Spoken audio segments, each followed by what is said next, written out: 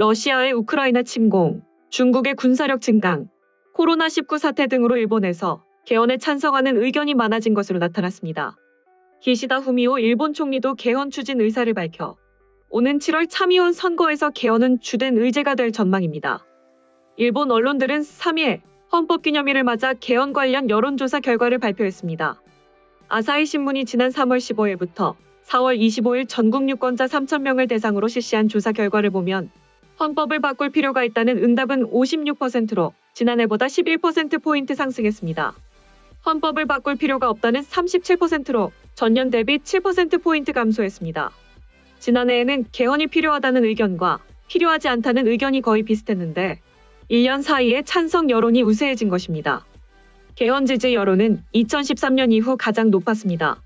집권 자민당이 2018년 3월 제출한 개헌안에 담긴 긴급사태 선포권에 대한 지지 여론도 59%로 높아졌습니다. 지난해 조사에서 지지 여론은 33%에 불과했습니다. 긴급사태 선포권은 대규모 재해 등 국가적 비상사태가 발생했을 때 정부가 입법 과정 없이 국민의 기본권을 일시적으로 제한하고 국회의원 임기도 연장할 수 있도록 하는 내용입니다. 이는 코로나19 사태의 영향으로 평가됩니다.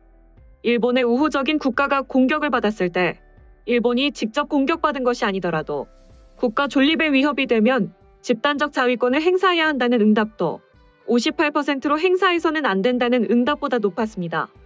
다만 헌법구조 개정에는 여전히 반대가 많았습니다. 일본의 군대 보유를 금지하고 평화주의를 국가원칙으로 규정한 헌법구조는 바꾸지 않는 편이 좋다는 의견이 59%로 바꾸는 편이 좋다는 33%보다 우세했습니다. 대신 자위대를 헌법에 명시하기 위한 개헌에 대해서는 찬성이 늘었습니다. 전쟁 금지 및 전력 비보유를 규정한 헌법 구조 1항과 2항의 자위대의 존재를 새로 명기하는 방안에 대해서는 절반 이상이 찬성했습니다.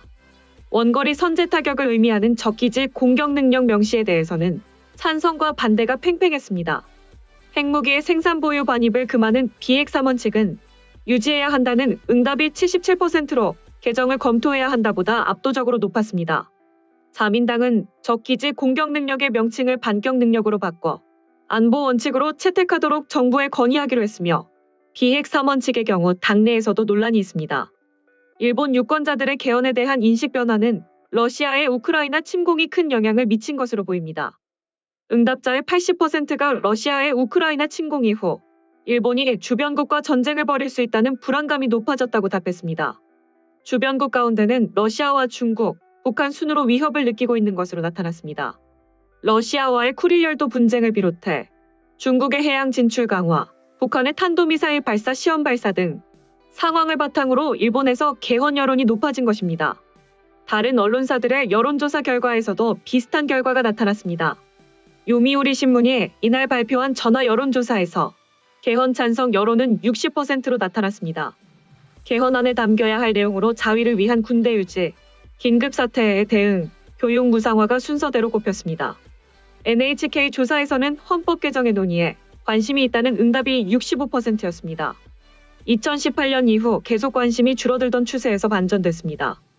러시아와 우크라이나의 전쟁이 개헌에 대한 관심에 영향을 미쳤다는 답변도 71%에 달했습니다. 기시다 총리는 이날 산케이 신문 인터뷰에서 개헌은 당에 확정된 기본 방침입니다. 헌법은 시행 75년이 지나 시대에 어울리지 않습니다. 꼭 개헌하고 싶다며 올 7월 참의원 선거에서 개헌을 공약으로 제시할 것이라고 밝혔습니다. 그는 헌법 구조의 자위대 명기와 관련해 자위대 위헌 논쟁의 종지부를 찍기 위해 매우 중요한 과제라고 정중하게 설명을 계속하고 싶다고 말했습니다. 개헌안을 발의하려면 중참의원을 합쳐 국회의원의 3분의 2 이상이 찬성해야 합니다. 근래의 개헌에 가장 의욕을 보인 정치인은 아베 신조 전 총리였으나 역설적으로 그가 재임하는 동안 개헌에 대한 경계감이 높았습니다. 요미우리 신문은 기시다 총리가 참의원 선거 이후 국회에서 개헌 논의를 본격화할 생각이라면서 안정된 정권을 확립하면 첫 헌법 개정이 사정권에 들어올 가능성이 있다고 전망했습니다. 이에 대해 정치 전문가들은 기시다 총리는 취임 전부터 적기지 공격 능력을 키워야 한다 강조해왔고 이번에 헌법 개정을 통해 한국을 일본의 주적이라는 식의 메시지를 날리려는 의도로 보인다며 현재 경제도 추락으로 인해 지지율 또한 급하락 중으로 결국 혐한 전략으로 가는 것이다. 미국 언론들이 이를 통해 일본이 성장하지 못하고 있다고 지적하는 이유라고 전했습니다. 다음은 해당 소식을 접한 일본 네티즌들의 반응입니다. 이렇게까지 헌법 개정을 주장할 수 있게 된 것은 아베 총리처럼 그냥 야당을 적대시하는 것이 아니라 제대로 듣는 귀를 갖고 국민과 논의의 토대가 되는 신뢰관계를 구축한 성과일 것이다. 기시다 총리라면 가능한 한 온화하게 시대나 환경의 변화를 설명하고 이러한 층을 융화해 헌법을 본연의 형태로 이끄는 것은 가능할 거라고 생각한다. 그리고 어디를 어떻게 바꾸는지도 중요해. 자위를 위한 군대 보유 45%가 최다. 이것은 좋다고 생각한다. 전쟁을 억제하는데 나토와 같은 집단 안전 보장 체제가 가장 효과가 있다고 생각한다. 전수방위 체제에서는 전쟁 억제 효과가 제한적이며 우크라이나처럼 일방적으로 공격을 당하면 결국 마을은 파괴되고 민간인은 학살될 것이다. 일본은 전수방위 체제를 중단하고 관련국들과 공조의 집단안보 체제를 구축해야 한다. 이를 위한 헌법 개정이 필요하다고 본다. 헌법을 적당히 개정하지 않으면 다른 나라에 뒤지기만 할 뿐 아무런 국익이 되지 않는다. 미국이 지켜줄 부분은 있을지 몰라도 현실적으로 섬나라에서 유사시 탄약이고 뭐고 부족한 상황에서 어떻게 싸울지를 생각해야 하는데 호언파는 거의 저쪽의 간첩처럼 느껴진다. 결국 안보 위기가 고조되고 있는 상황에서 국내의 첩보원들이 너무 많이 끼어드는 것인지 여러 일들이 계속해서 진행되지 않고 있다. 레이더 조준에 맞춰져 자위대원 즉 일본 국민의 목숨을 위태롭게 한 행위에 대해 아무런 답변을 요구하지 않고 있다가 한일 관계 개선을 막론하고 버티던 기시다 내각이 진심으로 일본의 국방이나 국익, 일본인의 생명과 재산을 지킬 것 같지는 않다. 공약이라고 해도 지킬 생각도 없고 공명당이 반대하면 없었던 것으로 알게 분명하잖아요.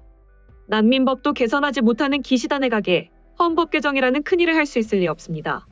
중요한 것은 개선도 하지 않는다면 일본은 내정으로부터 붕괴될 운명은 확실하겠지요. 헌법 개정, 국군 창설, 이러한 논의를 유엔의 상임이사국이 침략 전쟁을 실시하고 있는 지금 실행하지 않고서 언제 할 수 있을까요?